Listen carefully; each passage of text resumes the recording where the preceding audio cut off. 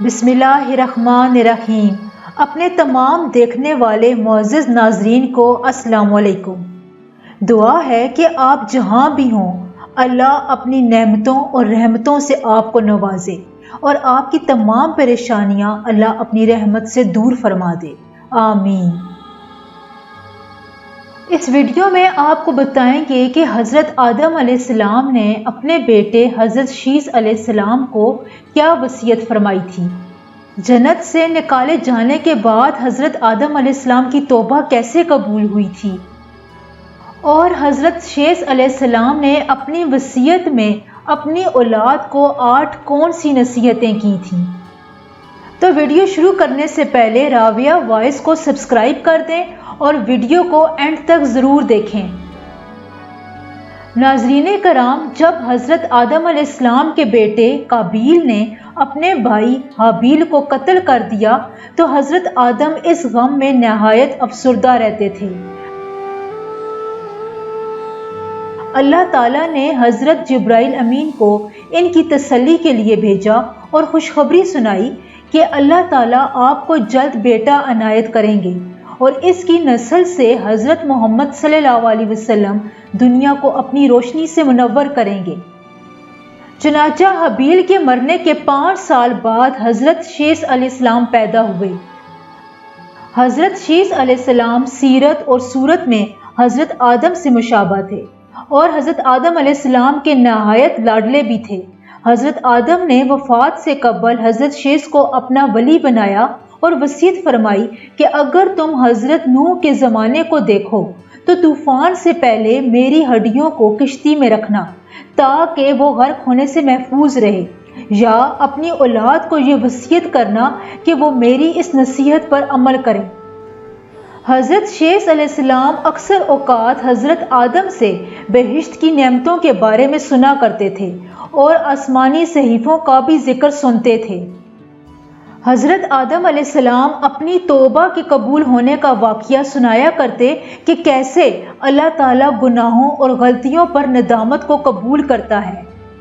یہ واقعہ کچھ اس طرح ہے کہ جب حضرت جبرائیل علیہ السلام کو اللہ کا حکم ہوا کہ آدم، حوا، سانپ، مور اور شیطان کو جنت سے نکال کر دنیا میں بھیج دو، تو حضرت آدم علیہ السلام یہ سن کر زار و قطار رونے لگے۔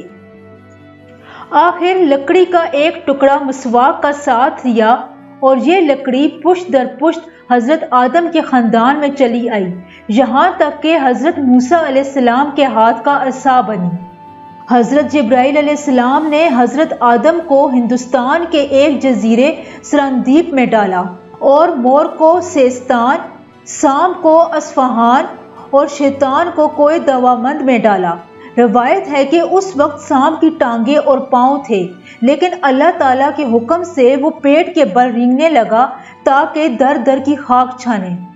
حضرت آدم علیہ السلام کو جب سرندیپ میں رکھا تو وہ اپنی خطا پر 40 برس تک روتے رہے، یہاں تک کہ ان کے آنسوؤں سے نہریں جاری ہو گئیں اور نہروں کے کناروں پر لونگ اور جائفل پیدا ہوئے، اور حضرت حوا کے آنسوؤں سے وسمہ اور سرما پیدا ہوئے۔ ایک روز حضرت جبرائیل علیہ السلام حضرت آدم کے پاس آئے اور کہا، اے آدم، اپنی وفات سے قبل حج کر لو۔ حضرت آدم نے فوراً حج کا ارادہ کیا اور جہاں بھی ان کا قدم جاتا اللہ کی قدرت سے وہاں گاؤں اور بستی آباد ہو جاتے، اور جہاں وہ رکتے یا آرام فرماتے وہاں خداوند کریم چند روز میں شہر آباد کر دیتے۔ اور بعض علماء نے لکھا ہے کہ مکہ معظمہ تک حضرت آدم علیہ السلام کے 30 قدم ہوئے تھے۔ جب حضرت آدم مکہ کے نزدیک پہنچے تو فرشتوں نے کہا، یا آدم، ہم 1000 برس سے اس گھر کا طواف کر رہے ہیں۔ اس وقت کعبہ کا نام بیت المعمور تھا، اور جب حضرت آدم علیہ السلام جبل رحمت پر رکے تو انہوں نے دور سے حضرت حوا کو دیکھا۔ دونوں ایک دوسرے کو دیکھ کر زار و قطار رونے لگے۔ اللہ کی رحمت جوش میں آئی اور انہوں نے حضرت آدم علیہ السلام کو توبہ کی کلمات سکھائے۔ اے ہمارے رب، ہم نے اپنے آپ پر ظلم کیا ہے، اگر تو نے ہمیں نہ بخشا اور ہم پر رحم نہ کیا تو ہم ضرور خسارہ پانے والوں میں سے ہو جائیں گے۔ اور اس طرح حضرت آدم کی توبہ سن لی گئی۔ اس واقعے کا حضرت شیث علیہ السلام پر گہرا اثر ہوا اور وہ اکثر اوقات تنہائی میں ذکر و وظائف میں مصروف رہتے تھے۔ حضرت شیث علیہ السلام کے زمانے میں بنی آدم 2 گروہوں میں تقسیم ہو گئی تھی۔ ایک گروہ حضرت شیث کی پیروی کرتا تھا اور دوسرا گروہ قابیل کی اولاد کی تابعداری میں مصروف رہتا تھا۔ حضرت شیث علیہ السلام کی نصیحتوں سے کچھ تو راہ راست پر آ گئے، پر بعض اپنی نافرمانی پر ہی قائم رہے۔ جب حضرت شیث علیہ السلام کی عمر 912 برس ہوئی تو انہوں نے اپنی وصیت میں اپنی اولاد کو 8 نصیحتیں کی کہ حقیقی مومن وہ ہے کہ اس میں یہ عادتیں ہوں۔ اول، وہ خدا کو پہچانے۔ دوسرا، وہ نیک اور بد میں تمیز رکھے۔ تیسرا، بادشاہ وقت کا حکم بجا لائے۔ چوتھا، ماں باپ کا حق پہچانے اور ان کی خدمت کرے۔ پانچواں، صلہ رحمی کو اپنائے۔ چھٹا، غصے کو حد سے زیادہ نہ بڑھنے دے۔ ساتواں، محتاجوں اور مسکینوں کو صدقہ دے اور ان پر رحم کرے۔ آٹھواں، گناہوں سے توبہ کرے اور ہمیشہ صبر کا دامن تھامے رکھے۔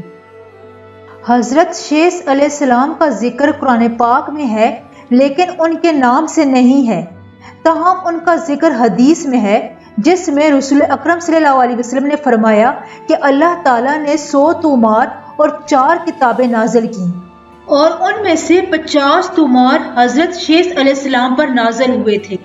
تومار اس وقت صحیفوں کو کہا جاتا تھا۔ حضرت آدم علیہ السلام پہلے نبی تھے لیکن انہیں کوئی کتاب یا قانون نہیں دیا گیا تھا۔ حضرت شیث علیہ السلام پہلے رسول تھے جن پر اللہ تعالیٰ کی طرف سے وحی نازل ہوئی تھی۔ کہا جاتا ہے کہ ابلیس حضرت شیث کے زمانے میں قابیل کے لوگوں کے ساتھ ایک جوان اور خوبصورت آدمی کی شکل میں شامل ہوا کیونکہ وہ انہیں گناہ میں ملوث کرنا چاہتا تھا۔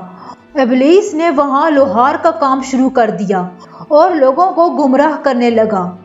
اس نے سب سے پہلے بانسری جیسی چیز پھونکنا شروع کی جس سے ایک انوکھی آواز پیدا ہوتی تھی۔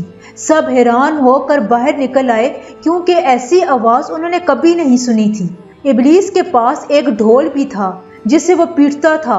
لوگ ان آوازوں سے لطف اندوز ہونے لگے کیونکہ یہ ان کے لیے خوشگوار تھی اور بالکل نئی چیز تھی۔ قابیل کے لوگ مکمل طور پر شیطان کے قابو میں آ گئے اور زنا اور موسیقی میں مشغول ہو گئے۔ وہ رات گئے تک جاگتے تھے اور موسیقی پر رقص کرتے تھے۔ یہ موسیقی اور آلات کا آغاز بھی وہیں سے ہوا تھا۔ قابیل کی عورتیں حسین تھیں اور انہوں نے اپنی خوبصورتی دکھا کر حابیل کے لوگوں کو اپنے سحر میں جکڑ لیا۔ غیر محرم مردوں اور عورتوں کا میل جول بڑھنے لگا اور یہیں سے انسانی تاریخ میں زنا اور موسیقی کا رواج عام ہوا اور لوگوں نے اجتماعی طور پر گناہ شروع کر دیے۔ حضرت شیث علیہ السلام نے اپنے لوگوں کو صحیح راستہ دکھانے کی بہت کوشش کی لیکن وہ جاہل تھے۔ حضرت شیث علیہ السلام کی وفات 912 سال کی عمر میں ہوئی تھی۔ حضرت شیث علیہ السلام کے بعد حضرت ادریس علیہ السلام کو بنی نوع انسان کی ہدایت کے لیے بھیجا گیا۔ تو ویورز، آج کے لیے اتنا ہی۔ نیکسٹ ویڈیو تک کے لیے اللہ حافظ۔